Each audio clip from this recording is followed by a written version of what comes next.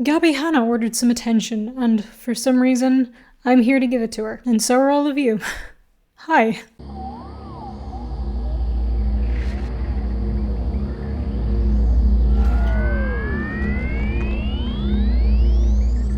What's crack? It's VangelinaSkov, and if you haven't seen, Gabby Hanna is having a tantrum on Twitter, on Instagram, on TikTok. If there is a fourth platform I don't know about, then there too. YouTube as well, actually. If there's a fifth platform I don't know about, then sorry. But she's having a tantrum all over the internet about criticism that she's received over her poetry, and specifically about the criticism she received from Rachel Oates. So in today's video, I'm going to be telling you all about what's happening there, what Gabby Hanna is saying, and I'm also going to be giving you my thoughts and opinions on the situation because I have a lot to say about this. Anyway, before we get into that, please subscribe and click the bell button to get notifications when I upload, and you can also check out the Patreon if you want to listen to the Patreon only podcast. The last episode was titled Why I Still Follow Eugenia Cooney, and I have a feeling that there's going to be an episode about Gabby Hanna coming soon, so take a look at that if you want to, or you can join the members, whatever you feel like. One more thing to say as well before we get on with the video. I'm going to be speaking pretty weird for this whole thing, if you haven't noticed already. I bit the inside of my mouth several days ago, and it really hurts. It's swollen, and I can't speak properly, and I can't eat. And it's been suggested that I don't drink coffee either, but that's just an abomination, so let's just ignore that. But yeah, I'm going to be saying words weirdly. Sorry about that. Let me fill you in really quick if you don't actually know anything about this whole situation. So Gabby Hanna is a YouTuber who has written 2 mediocre poetry books. I'm sorry, I shouldn't have started it like that. She's written 2 poetry books, which a lot of people find to be mediocre, other people find to be bad, and obviously there are some people who like it because poetry is subjective.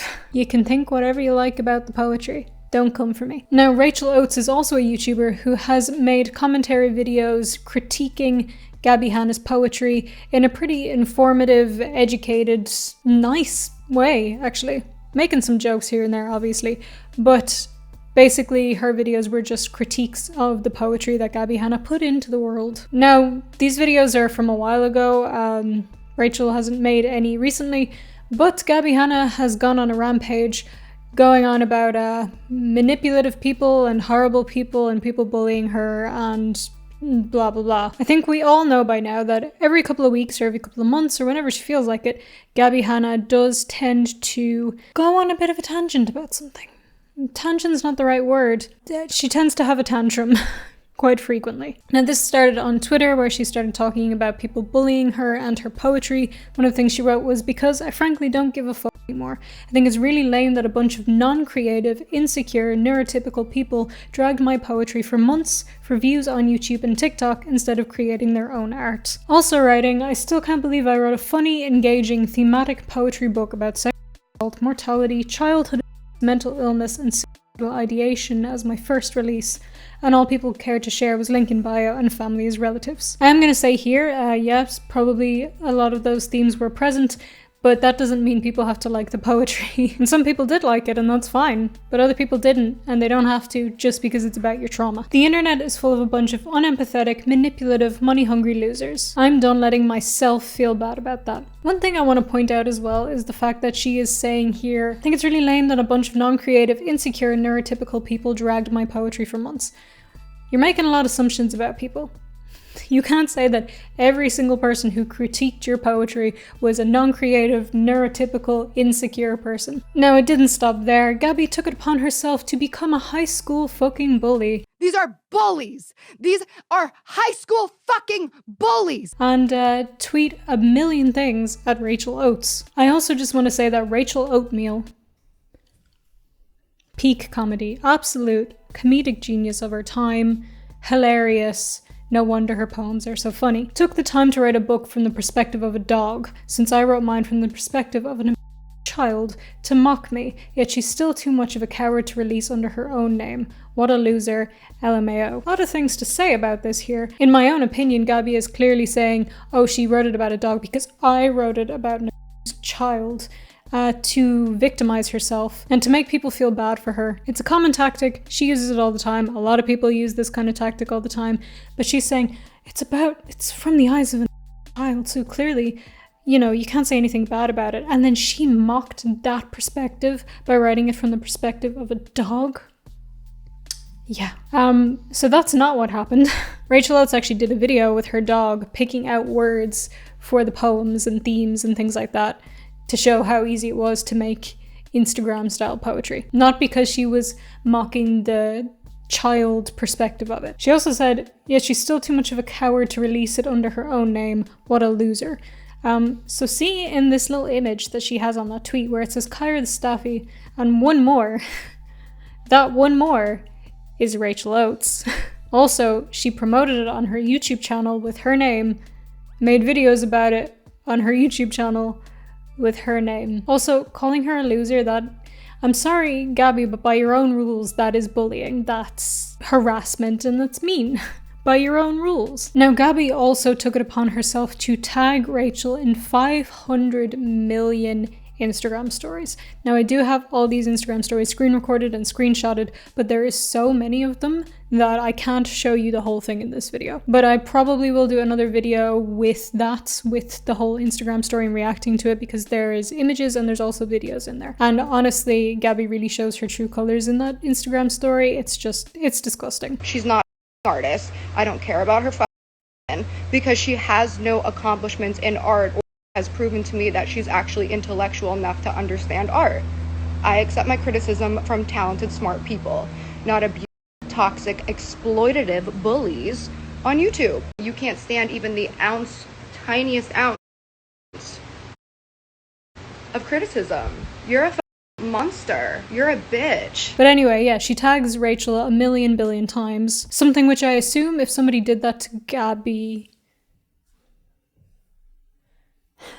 Something which I assume if somebody did that to Gabby, she would call it harassment, but she sees no problem doing this, obviously because she's the victim and can do no wrong. Rachel decided to respond to these Instagram stories in DMs, and then obviously Gabby had to share that and call Rachel a narcissist. So here's a tweet that she did. Narcissistic is when someone harasses you endlessly, and when you finally stand up for yourself, they tell you you're having a breakdown. You, Miss Oates, are really a monster.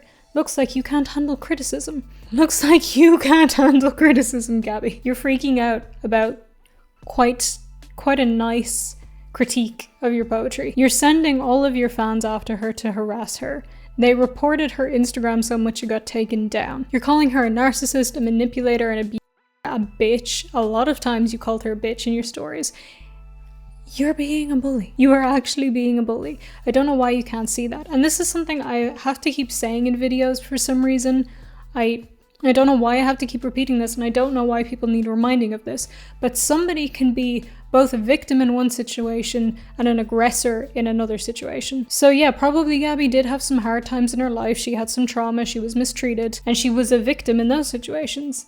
That does not mean that she can never be an aggressor, or she can never be the harasser, or anything like that. Clearly, in this situation, she's being horrible. I'm gonna point you to the Instagram stories, which yes, I will do a video on. Now here's something I want to really emphasize. Rachel Oates never made fun of Gabby's trauma. Rachel was never mean to Gabby. Rachel never sent her fans after Gabby to harass her, never tagged her in multiple posts harassing her, never called her a bitch, never called her any mean names. What she did do was criticize her poetry. And I would implore you, if you have not seen the videos about Gabby's poetry, to just watch it. They're not mean. It's just criticism. It's review. And reviews are not bullying. And in fact, this is such a weird situation because after Rachel made her reviews on the first book that Gabby did, Adultolescence, when Gabby's second book was coming out, she sent it to Rachel to review. And then got mad when the review wasn't hugely positive. I don't know why we all need to keep repeating this, but being a creator means getting criticism. Anything that you create, whether it's a video, a song, poetry, anything, is up for criticism. And that's what makes art art. The fact that it's subjective. The fact that it can spark debate between people because one person might not like it and another person will. And it's all well and good to defend yourself against criticism if you don't agree with it, but going on the attack is not the way to approach that. Again, you can defend your art, but there's no point attacking people for not liking it. The whole point of art is that it is subjective. If everybody liked every piece of art, every piece of writing, every song, It would be the equivalent of all of us staring at a beige wall. It would no longer be art. What confuses me the most about this situation is if you're going to attack anyone for talking about your poetry or not liking your poetry, why is it Rachel Oates? Why is it the person who made a well thought out, informative, pretty nice critique of your poetry? I wouldn't agree with you for attacking anybody in the way that you're attacking Rachel, but why is it her and not somebody who flat out said that your poetry is stupid? Because a lot of people did. Again, I don't think you should go after that kind of person either, but I'm just wondering. But no, you decided to go on the attack against someone who gave you a proper critique. Someone who you sent your second poetry book to so they could review it. I'm not letting us all forget about that.